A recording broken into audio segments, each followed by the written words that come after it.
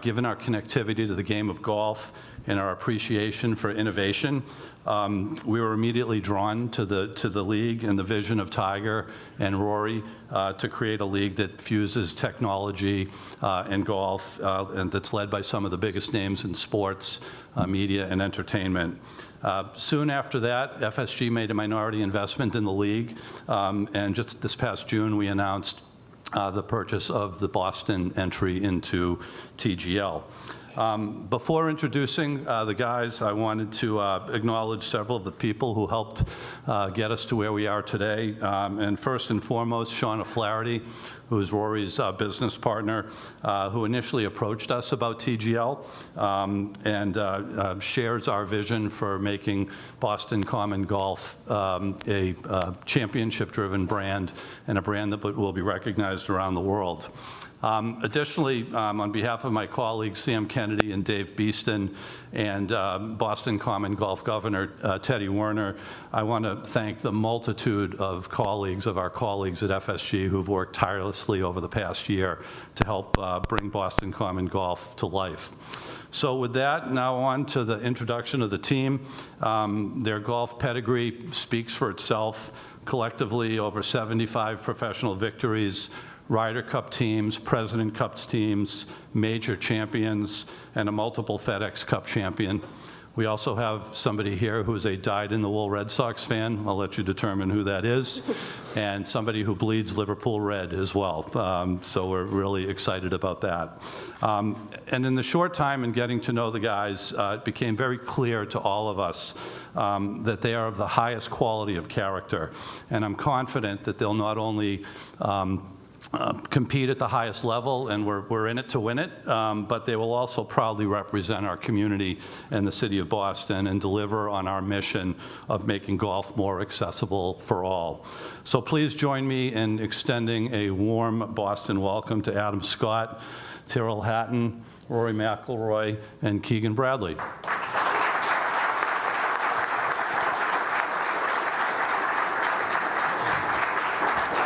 So before opening up to questions, we thought it would be most appropriate for New England's own Keegan to make a few opening remarks. Well, first off, I want to thank everyone for coming. If anybody knows anything about me, my most proud aspect of my life is where I'm from, being from New England. I went to school 20 minutes from here. My family still lives here.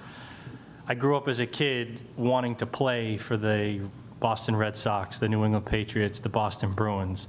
That was never in the cards for me, but I was better at golf than anything else. I never thought I would have the chance to play for my home city. And anybody that grows up in New England knows Boston's the capital of New England, and Fenway Park is basically the cathedral of New England. And to be able to come here, go down to the locker room just now and feel the history of Fenway Park. My wife's uncle is Carlton Fisk, so to see his name, his number retired up there, to walk by Fisk Pole in right field, just everything about this place is special to me. And playing for this city and this region is really something that I carry with me throughout the golf world. And I'm just really proud and really thankful for Fenway Sports Group and everyone that's here for the opportunity to do this. And these guys are going to get to feel what it's like to have this city behind them playing sports, and in my eyes, they're the best fans in the world, and we really look forward to it. So thank you so much.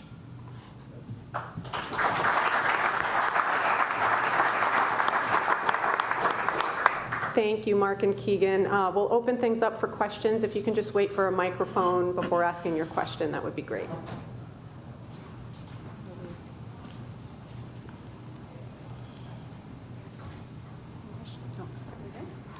Hi, we hear from, Keegan there, but to the other guys, what kind of connections do you have with Boston, and how do you see this, with you guys aren't playing here, obviously, how do you see yourself connecting with Boston throughout the course of this league? I'll take that one. So there's a lot of Irish in Boston, so for me, I feel like I've got a natural connection to the city in that way. We've all played tournaments in and around this city, whether it be out at TPC Boston, obviously at Brookline last year at the US Open, and as Keegan said, I think Boston sports fans are some of the best in the world, and hopefully they all get behind us and they get behind this venture, and obviously tune in on Monday nights and see what it's all about. I think whether it be the Red Sox or the Bruins or the Celtics, I mean, there's not a ton of Bostonians that are playing on those teams either. So, but obviously they're playing in this city. So I think, we have to make a really big effort to connect with the people of Boston, and we're going to try to do that. Whether it's coming up here to Fenway, whether it's trying to do that through a TV screen on a Monday night. But I think really just showing pride of, who we're representing when we're playing. I think that's the important thing.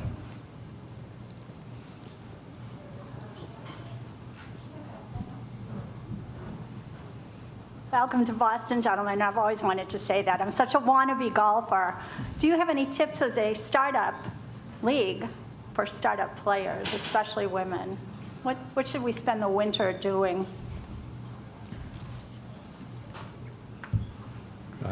Well, I think playing in the simulator is really relevant to that in the winter, and hopefully this league will give startup players, anybody, an opportunity to see some of the best players play in a similar situation, although ours is going to be quite an innovative simulator, I would say. But it's an opportunity for everyone to see some of the greatest players in the game playing in a different situation, and hopefully another way for us to connect with all the wannabe golf fans out there and draw them into the game of golf.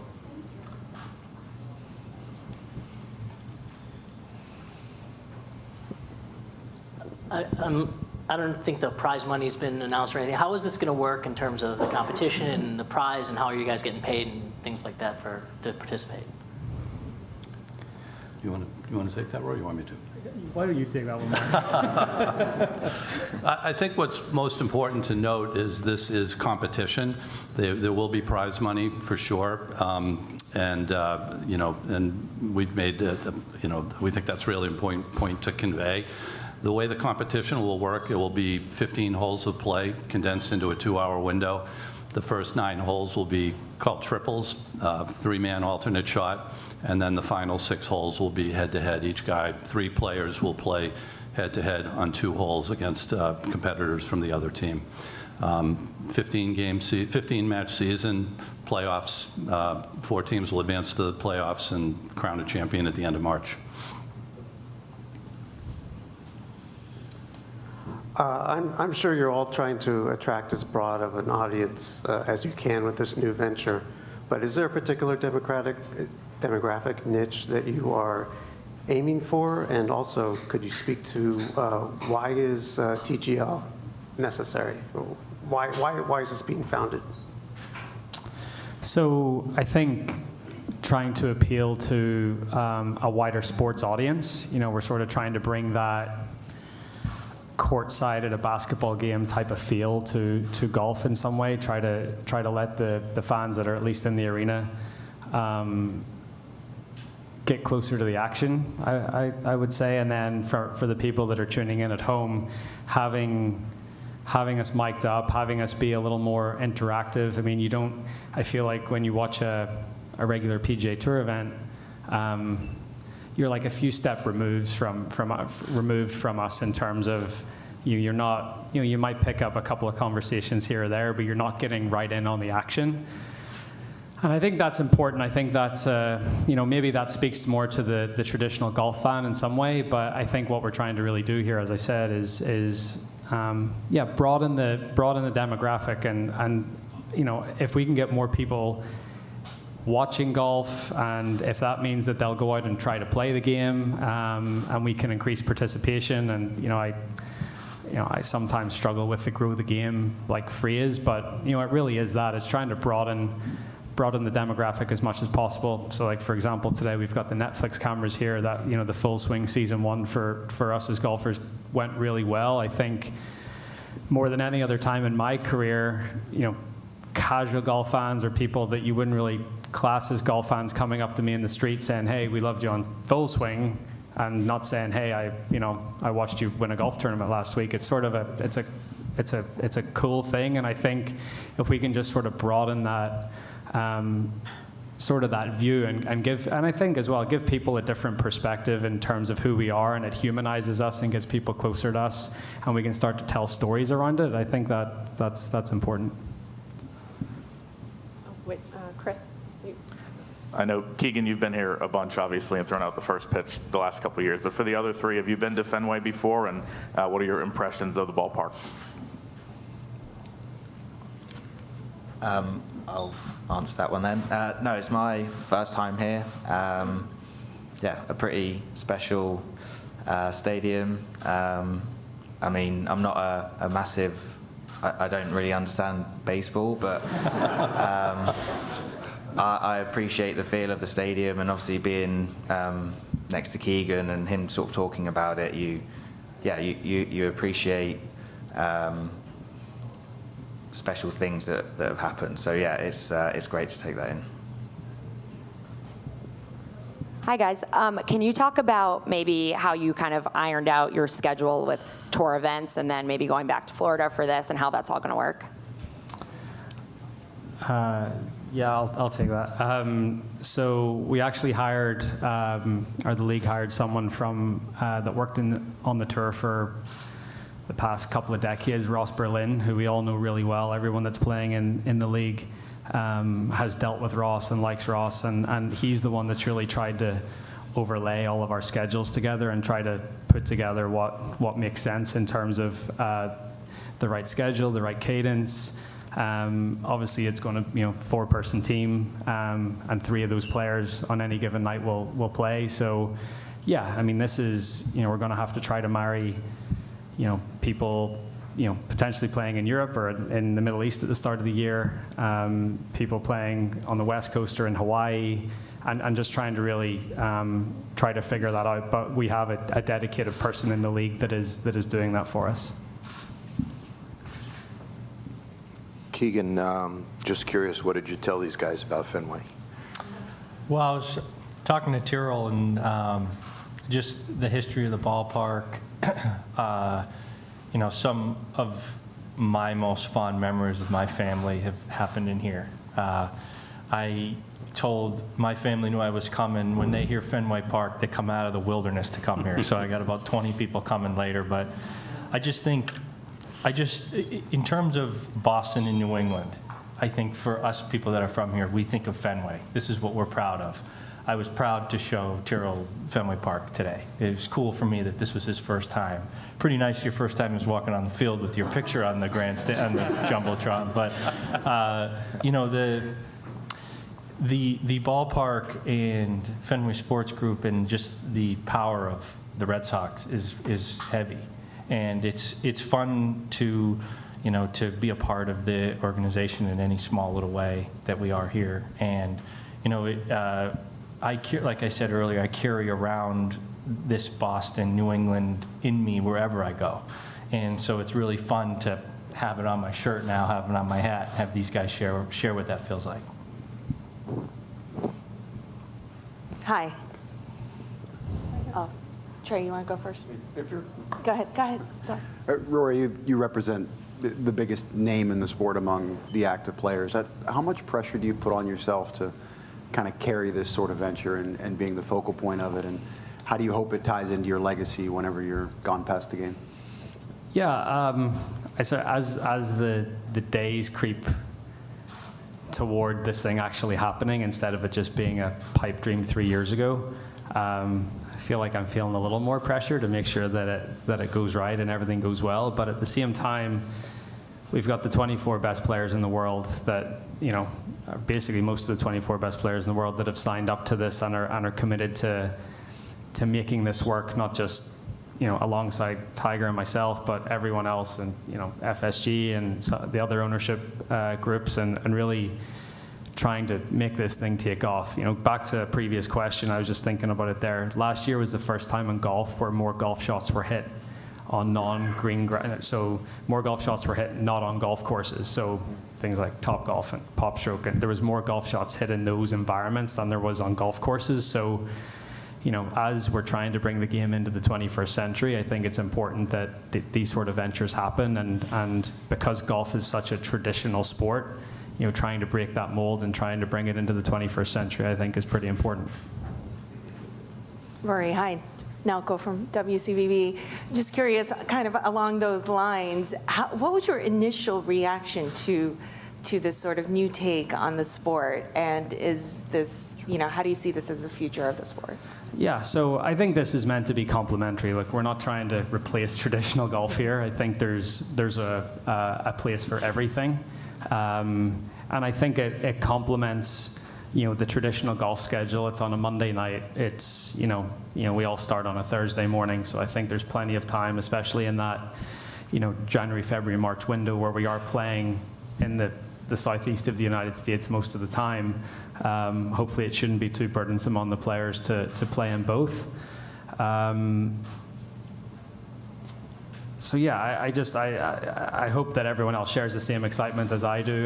Whenever it was presented to me, whatever it is, 2.5, 3 years ago now, it took me a while to wrap my head around it. It's very different than what you conceive golf to be.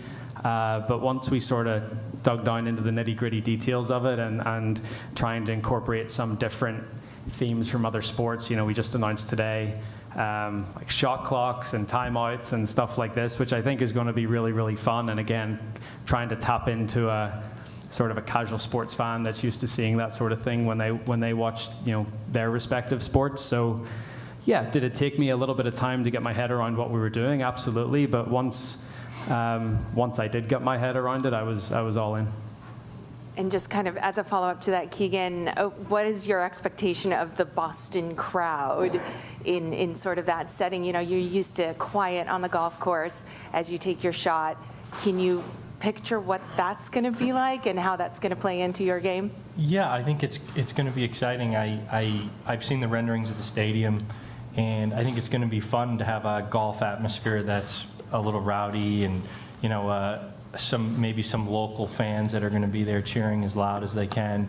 I mean, these fans, I think the better we do, the more they'll follow us and pull for us, and that's our job to do our best. But I would love for the fans to be as loud as they could be. Yeah. There will be Mike McCarley is here from the league, and one of the things that the league is doing is looking to create a lot of buzz and excitement in the venue, and there will be a Boston fan section for the matches that we'll be playing, and similars that will be for the other 5 teams in the league. Rory, a lot of the things you were mentioning about expanding the demographics and kind of interactivity with players are a lot of the same things that we heard from Liv when they were starting up and trying to change golf and make it more, golf but louder, I guess. Louder, yeah. Yeah. Why is this something you're excited about when that was something you were notably not excited about? So, again, I think this is meant to be complementary. It's not meant to be disruptive in any way. So whenever Mike brought this idea to Tiger and I think one of the first things we said, well, if you're going to do this, we're going to have to try to partner with the PGA Tour in some way and really try to make this complementary. So I think that was the first thing. This wasn't adversarial at all. It was trying to, how can we be additive to the entire system? And I think when you look at, again, we're pretending to be competitive, and it's a different type of golf, but it's not the traditional golf that you see week in, week out. So, I don't want to sit here and talk about Liv, but I think you could make the argument that they haven't innovated enough away from what traditional golf is, or they've innovated too much that they're not traditional golf. They're sort of caught in no man's land, where this is so far removed from what we know golf to be.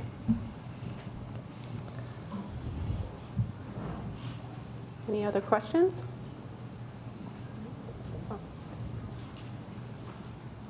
Could you possibly see a future of this going to other venues? For instance, the team in LA, a team in Boston, it eventually going on tour and maybe having something at a Fenway Park, at a Dodger Stadium, something like that? For a simulator? Yeah, as far as the evolution of the game goes.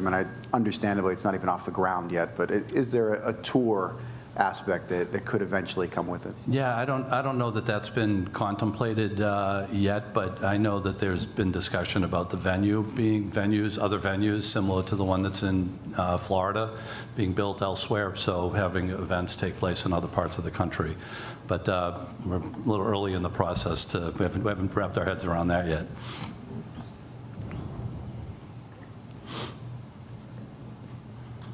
All right, thank you very much. That'll conclude our press conference today. We appreciate everybody coming. Thank you.